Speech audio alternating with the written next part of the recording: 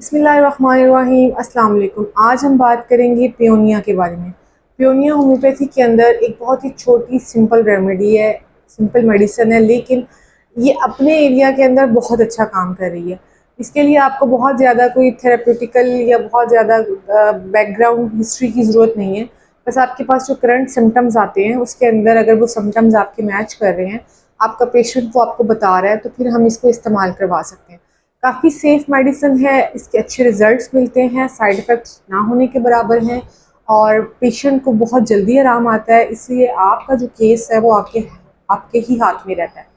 अच्छा जी, पियोनिया की अगर बात की जाए तो पियोनिया को मैंने, क्योंकि मैं पहले भी कहती हूँ कि मैं जब भी किसी मेडिसिन को पढ़ती हूँ तो मैं आम तौर पे कुछ डिफरेंट मटीरिया मेडिकास से पढ़ती हूँ, लेकिन मेरी फ़र्स्ट प्रायोरिटी जो होती है वो डेफिनेटली बोरिक होती है। बोरिक के साथ साथ ही एलन और नैश भी पढ़ती हूँ, लेकिन बाज़ मेडिसिन ऐसी होती हैं जो एलन और नैश में भी नहीं मिलती।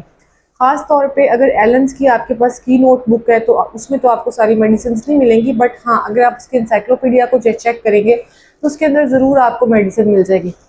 अच्छा, पियोनिया भी जो है वो बोरिक जो है वो बहुत बताता है, वो कहता है ये रेक्टल और एनल सिम्टम्स बेस्ड मेडिसिन है और उसके लिए बहुत इंपॉर्टेंट है। अगर इस मेडिसिन की समरी की बात की जाए तो बेसिकली ये रेनुनकुलेसी फैमिली से बिलोंग करती है, जिससे पल्सटीला बिलोंग करती है, जिससे एकोनाइट बिलोंग करती है, जिससे हेलीबोरस बिलोंग करती है। तो ये बहरहाल उन मेडिसिन में से अगर आप देखें, ये वो मेडिसिन है जो कि ज़्यादातर कंजेशंस के लिए इस्तेमाल होती हैं। तो इसी तरह पियोनिया भी जो है वो रेक्टल कंजेशंस के लिए इस्तेमाल की जा रही है। इसका भी जो मेजर एक्शन जो है वो बॉवल पे होता है, लोअर बॉवल पे होता है। और इसके लिए जो ज़्यादा बेसिक सिम्टम्स जो आपको मिलते हैं वो आपको एनस और रेक्टम की बेस पे ही मिलते हैं। अल्सरेशंस या कट्स जैसी जो सिम्टम्स हैं वो भी इसकी लीडिंग करेक्टरिस्टिक्स में आती हैं, क्योंकि अगर आपके पास अल्सरेशंस आ गए हैं और आपके पास किसी तरह के कट्स आ गए हैं तो जाहिर है वहाँ पे आपके पास sharping pain, cutting pains, pinching pain, throbbing pains, ये सारी पेन्स भी मौजूद होंगी, तो ऑटोमेटिकली वो सिम्टम्स भी इसके अंदर कवर हो जाएंगे। अच्छा, आपके पास जब भी कोई लोअर बॉवल या लोअर पेल्विक रीजन का जो केस आए जिसके अंदर एब्सेस शामिल है, फिशर्स हैं, किसी तरह के फिस्टूला है, किसी भी तरह के और पाइल्स हैं, तो डेफिनेटली आपको पियोनिया के बारे में ज़रूर सोचना चाहिए। हाँ, देना है नहीं देना वो डेफिनेटली हम इसकी कुछ स्पेसिफिकेशन के साथ बात करेंगे। बहुत से डॉक्टर्स ये भी कहते हैं कि पियोनिया को इस्तेमाल कराने के लिए आप इसकी स्किन को ज़रूर देखें। स्किन की स्पेसिफिकेशंस हैं जिसकी वजह से पियोनिया का इस्तेमाल जो है वो कन्फर्मेशन में कन्वर्ट हो जाता है। हम कन्फर्म कर लेते हैं कि इसको पियोनिया इस्तेमाल करवाने से इसको फ़ायदा होगा या नहीं होगा। दूसरी तरफ अगर बात की जाए अल्सर्स की, तो अल्सर्स जो हैं वो आम तौर पे जो इसकी एनाटॉमिकल लोकेशन है वो है आपके एनस से लेकर आपके एक्सटर्नल जेनिटल ऑर्गन्स के दरमियान का एरिया, जिसको हम प्रीनियम बोलते हैं।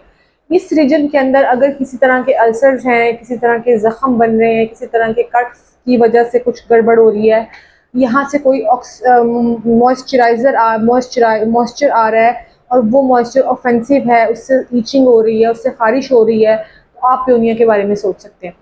अच्छा जी, अगर बात की जाए इसके डायरिया स्टूल के बारे में, क्योंकि ज़ाहिर है हम एनएस और रेक्टम को डिस्कस कर रहे हैं तो स्टूल को भी डिस्कस करना है।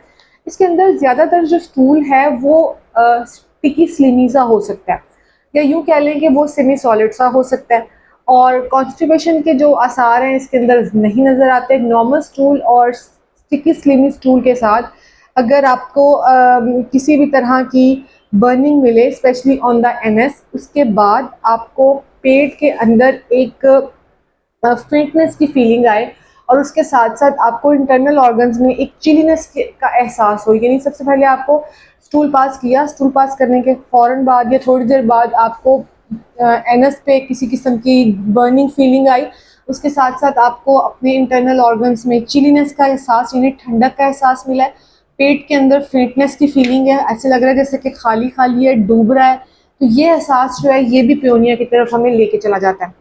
अगर बात की जाए इसके पेन्स की, तो पेन्स जो हैं इसके अंदर बहुत ही तरह के हैं, बहुत सारे हैं। जितने पेशेंट्स को पियोनिया के मैंने कंफर्म किया है और जितने पेशेंट मुझसे पियोनिया के अंडर ट्रीटमेंट हुए हैं, ठीक हुए हैं, उनके अंदर पेशेंट का पेन्स को बताने का तरीका काफ़ी डिफरेंट था। शूटिंग कटिंग्स पेन्स के अलावा थ्रॉबिंग पेन्स भी बताएं, इसके अलावा उन्होंने ऐसी पेन्स का जिक्र भी किया कि जस्ट लाइक कि बहुत सवेयर है। अच्छा, इसमें सवेरिटी बहुत इंपॉर्टेंट है। इसके अंदर इतनी सवेरिटी है कि ये पेशेंट अपनी एक्सरसाइज, वॉक, एग्जर्शन, चलना फिरना इसके लिए मुश्किल हो जाता है, स्पेशली आफ्टर द स्टूल। तो after the stool with the NS symptoms, with the pains, आपको कोई पेशेंट मिले तो आपने पियोनिया को देखना है। अगर बात की जाए इसके सेंसेशंस की, तो मैंने आपको पहले भी बताया, इसमें थ्रोबिंग सेंसेशंस भी हैं पेन की, इसमें स्टिंगिंग सेंसेशन भी है। इसके अंदर जो मज़ीद पेन्स ऐड होती हैं वो बर्निंग सेंसेशंस की भी होती हैं। अच्छा, अब बर्निंग सेंसेशन है, दूसरी तरफ मैंने आपको बताया कि इंटरनल ऑर्गन्स में चिलीनेस का एहसास भी है। ये ऑल्टरनेट भी कर सकता है। मसलन अगर स्टूल पास हुआ तो एनएस के रीजन में बर्निंग फीलिंग आई, उसके बाद आपको थोड़ी देर बाद महसूस होगा कि जो अंदर क्या आपके ऑर्गन्स हैं या जो आपके इंटरनल पार्ट्स हैं उनके अंदर कोई ठंडक का एहसास होगा। ये ठंडक का एहसास बाज़ दफ़ा मरीज़ कहता है कि मुझे ठंडा ठंडा लगता है, बाज़ दफ़ा मुझे ये कहता है कि मुझे लगता है खालीपन का एहसास हो रहा है। इसको खालीपन का एहसास भी पेशेंट बोल देता है, इसको फेंटनेस भी बोल देता है। समटाइम पेशेंट इस बात को एक्सप्लेन भी नहीं कर पाता, वो अपनी फीलिंग भी नहीं बता पाता। तो अगर आपके पास स्किन सिम्टम्स मौजूद हैं, अगर आपके पास एनएस सिम्टम मौजूद हैं, किसी तरह के अल्सरेशंस हैं, फिशर्स हैं, फिस्चूला है, पाइल्स हैं, तो फिर डेफिनेटली आप इसकी कॉन्फर्मेशन जो है वो बाकी चीज़ों से भी करेंगे। सिर्फ एक पेशेंट के सेंसेशन पे जो है वो ऑब्वियसली हम बात नहीं करेंगे। अच्छा, अगर एक बात की जाए इसके पेन्स की, तो मैंने अभी बताया आपको कि इसके पेन्स इतने ज़्यादा सवेयर हैं। बोरिक इसको कहता है एट्रोशियस पेन्स। एट्रोशियस पेन्स का मतलब ये होता है कि वो जो भी पेन्स हैं, वो जिस भी नेचर के पेन्स हैं, वो काफ़ी ज़्यादा शदीद हैं। एट्रोशियस पेन्स का मतलब ये भी है एक तरफ कि आपका पेशेंट इतना डिस्टर्ब है कि वो मेंटली, साइकोलॉजिकली, इमोशनली, फिज़िकली वो इस पेन से परेशान हुआ बैठा है। वो इसको हैंडल ही नहीं कर पा रहा, वो इसको बेयर ही नहीं कर पा रहा। तो आपने जब एक पेन की वजह से एक पेशेंट जो डिस्टर्ब होता है उसकी कैफियत को नोटिस किया या उस कैफियत को देखा, तब भी आपको पियोनिया कंसिडर ज़रूर करनी चाहिए।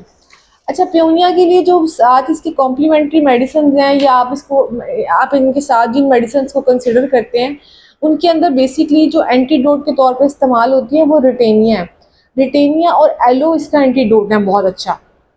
तो बेसिकली आपको ये दोनों मेडिसिन भी पता होनी चाहिए, ताकि जब कभी पियोनिया के केस को आप लोगों ने क्लियर करना है तो आपको एंटीडोट करना पड़ता है, तो फिर ओबियसली आपको रिटेनिया और एलो का इस्तेमाल आना चाहिए।